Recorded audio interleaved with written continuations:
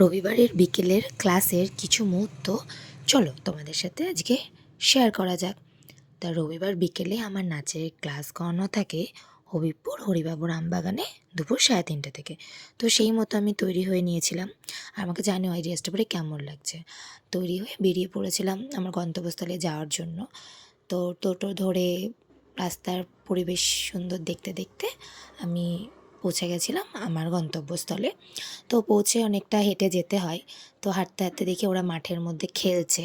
আমাকে দেখার পর তো কে কোথায় যাবে, তো সেই কুল কিনারা পায়নি। তো বিশাল জোরে দৌড়াচ্ছিল। তো ওরা বললো, দিদি দাঁড়াও, তোমার সাথে যাব। তো আমার সাথে হাঁটতে হাঁটতে একসাথে পৌঁছে গেছিলাম যেখানে আমি ক্লাসটা করাই। তো ওদের সাথে গল্প করছিলাম, ওদেরকে বলছিলাম যে তোরা ক্লাস প্র্যাকটিস করেছিস কি না। ওরা বলছে হ্যাঁ প্র্যাকটিস করেছি। এ তো আপেল খাচ্ছিল।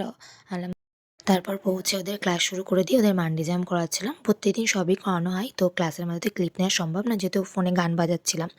তো তারপরে বাড়ির দিকে রওনা দিলাম। তারপরে রাস্তায় টোটোর জন্য দাঁড়িয়েছিলাম, তো অবশেষে টোটো পেয়ে আমি বাড়ির দিকে রওনা দিই। আর তোমরা অবশ্যই জানিও আমার ব্লগটা কেমন লাগলো। অবশ্যই আস্তে আস্তে কিছু কিছু ব্লগ তোমাদের সাথে শেয়ার করবো। টাটা।